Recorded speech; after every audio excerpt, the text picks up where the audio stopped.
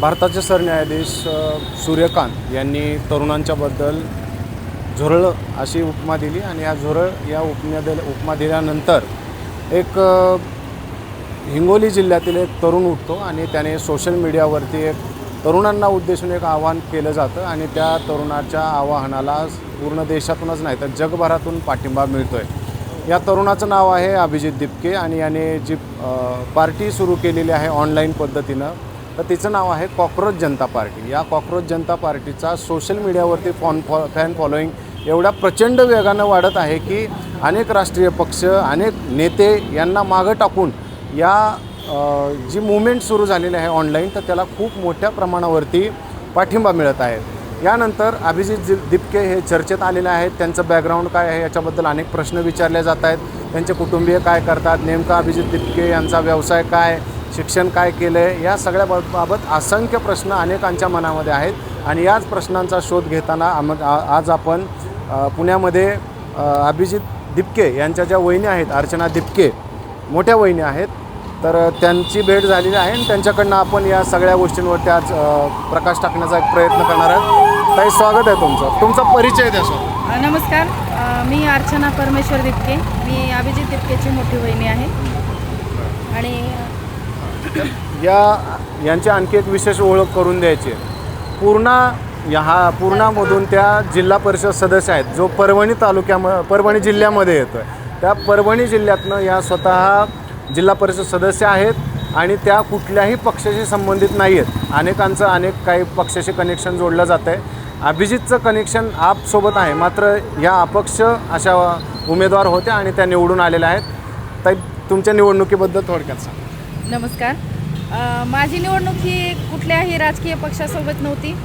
मी कुठल्याही राजकीय पक्षासोबत बांधिलकी नव्हती माझी। मी एक अपक्ष उमेदवार आहे आणि मी जी ही लढाई जिंकलेली आहे ही अपक्ष उमेदवार म्हणून जिंकलेली आहे आणि मी स्वतः एक सुशिक्षित बेरोजगार आहे।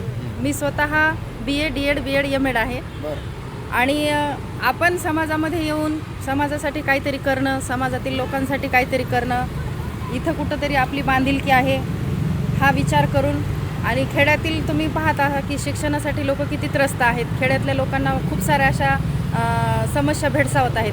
त्या समस्या कुठंतरी दूर झाल्या पाहिजे, सामान्य लोकांना कुठंतरी न्याय भेटला पाहिजे, त्यांचे कामं हे लवकरात लवकर मार्गी लागले पाहिजे आणि सुशिक्षित वर्ग कसा समोर येईल, त्यांच्या हाताला कसं काम देता येईल, ह्या सर्व गोष्टींचा विचार करून लोकांनी एक सुशिक्षित चेहरा म्हणून माझ्याकडं पाहिलं आणि लोकांनी मला भरघोस मतांनी अपक्ष उमेदवार म्हणून माझ्या सर्कलमधून निवडून कोण होतं विरोधात, किती मतं पडली तुम्हाला विरोधात?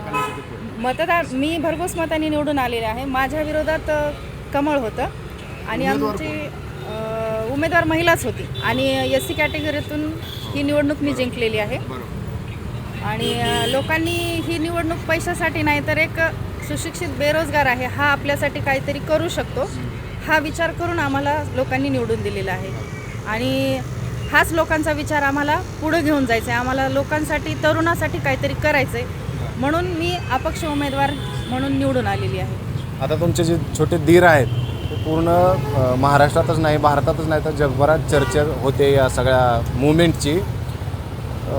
ते त्यांच्या आजवरचा प्रवास कसा राहिलेला आहे, त्यांनी आजपर्यंत काय केलेलं आहे? आमचं कुटुंब हे सामान्य कुटुंब आहे। आमचा आतापर्यंतचा आमच्या कुटुंबाचा प्रवास हा कुठल्याही पक्षासोबत नाही, कुठल्याही कशासोबतच नाही। म्हणजे आमच्या सासऱ्यांच्या वडिलांपासून ते आमच्या पूर्वजांपर्यंत आमचा राजकारणाशी कुठंही संबंध नाही, कुणाचाही नाही। ज्याचे सर्वसामान्य कुटुंब आहे आमचं, ज्याचे ते शिकले आणि कॉम्पिटिटिव्ह एक्झाम देऊन ज्याच्या त्याच्या मार्गाला सगळेजण लागलेले आहेत आणि आमचे मोठे सासरे हे आताच्या छत्रपती संभाजीनगरला त्यावेळेस त्यांची बदली झाली त्याच्यामुळं त्यांचं सर्व शिक्षण अभिजित भाऊंचं हे औरंगाबादला झालेलं आहे, प्राथमिक माध्यमिक आणि कॉलेजचं संभाजीनगरला आणि संभाजीनगरला त्यांचं कॉलेजचं शिक्षण झाल्याच्या नंतर अभिजित भाऊंनी इंजिनिअरिंग करायचं ठरवलं आणि त्यांनी इंजिनिअरिंगसाठी पुणे येथे ॲडमिशन घेतलं आणि पुण्यामध्ये त्यांनी इंजिनिअरिंग कंप्लीट केली आणि ही इंजिनिअरिंग करत असताना त्यांना वाटलं की आता इंजिनिअरिंग नको, आपल्याला याच्यामध्ये काय तेवढा रस नाही, त्याच्यामुळे त्यांनी पत्रकारितेकडे वळले आणि त्यांनी MS करायचं ठरवलं आणि मग त्यांनी पत्रकारितेसाठी पुण्याला ॲडमिशन घेतलं आणि मग ते शिकत असताना त्यांच्या कॉलेजमध्ये एक छोटासा कार्यक्रम होता तर त्या कार्यक्रमासाठी दिल्लीचे मुख्यमंत्री तत्कालीन तत्कालीन मुख्यमंत्री केजरीवाल. अरविंद केजरीवाल हे आलेले होते. मग ते तिथं आल्याच्या नंतर आमच्या भाऊची त्यांची ओळख झाली. भाऊंचे विचार, त्यांची बुद्धी आणि ते कशा प्रकारे काम करतात ह्या सर्व गोष्टी त्यांनी पाहिल्या अनुभवल्या. त्याच्यामुळे त्यांनी भाऊला दिल्लीला बोलवून घेतलं आणि त्या ठिकाणी गेल्याच्या नंतर त्यांनी त्या दोघांमध्ये जे काही बोलणं झाले असेल मग तिथं त्यांनी 2 वर्ष आपसोबत काम केलं. आणि ते काम करत असताना त्यांना असं वाटलं की आपलं शिक्षण या ठिकाणी थांबायले, आपल्याला आणखीन या ठिकाणी थांबता येणार नाही, म्हणून त्यांनी उच्च शिक्षण घेण्यासाठी अमेरिकेतील बोस्टन युनिव्हर्सिटीमध्ये अप्लाय केलं आणि त्या ठिकाणी त्यांनी आता त्यांचं पुढचं शिक्षण चालू ठेवलं. आम्हाला असं समजलं की ज्या दिवशी या पार्टीची घोषणा झाली त्याच दिवशी त्यांना डिग्री मिळाली.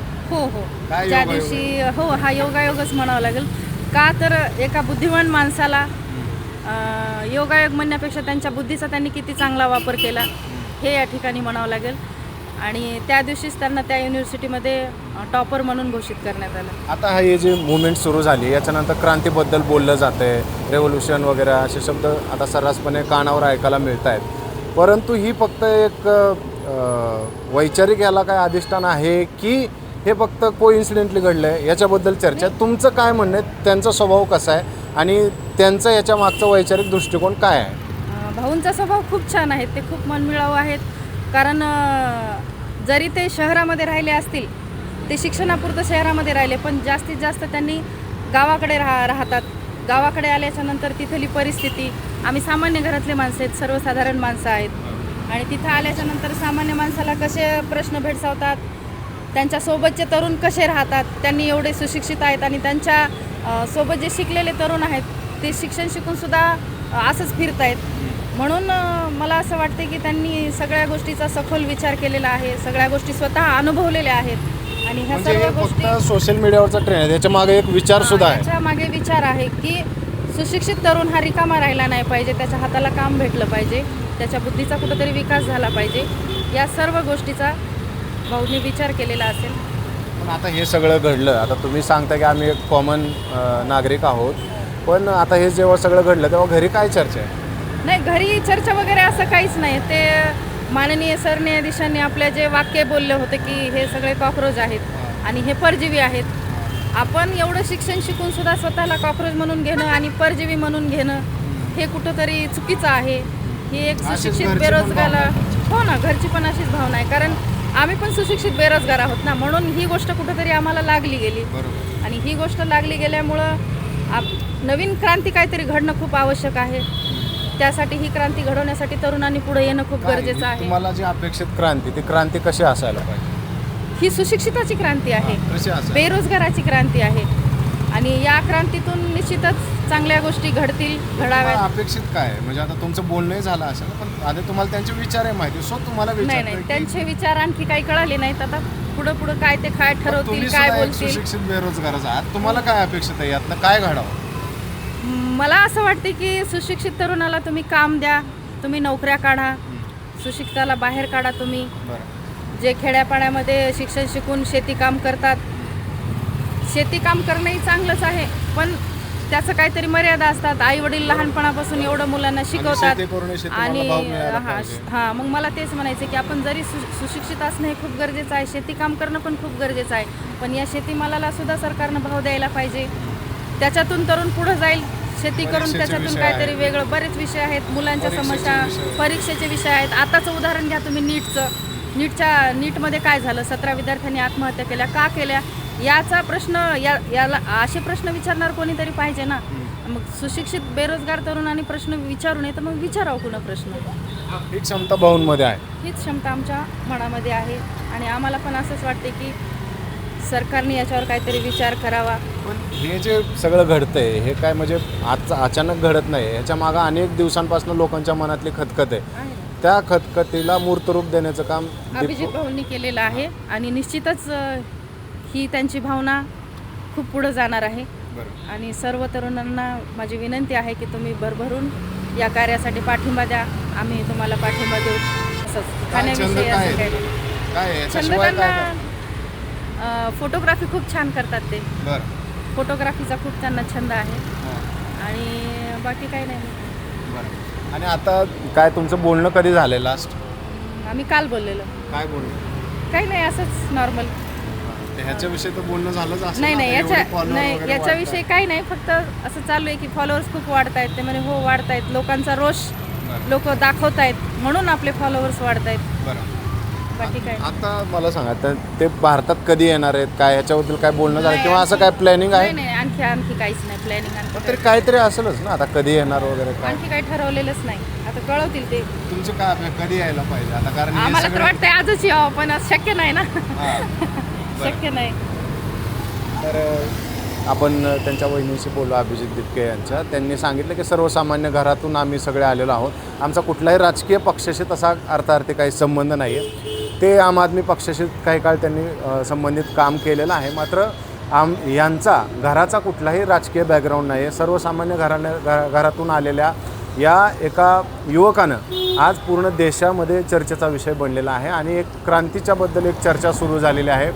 जे बेरोजगार आहेत, जे सुशिक्षित आहेत, या सगळ्या तरुणांचा आवाज बनण्याचं काम आज अभिजित दिपके करतो आहे. पाहू या सगळ्या घडामोडीत पुढं काय घडतं आहे, या सगळ्याला मूर्त स्वरूप येतं आहे का, आणि या सगळ्याच या घडामोडींवरती आपलं लक्ष असणार आहे. तर तसं आपण थांबूयात. धन्यवाद.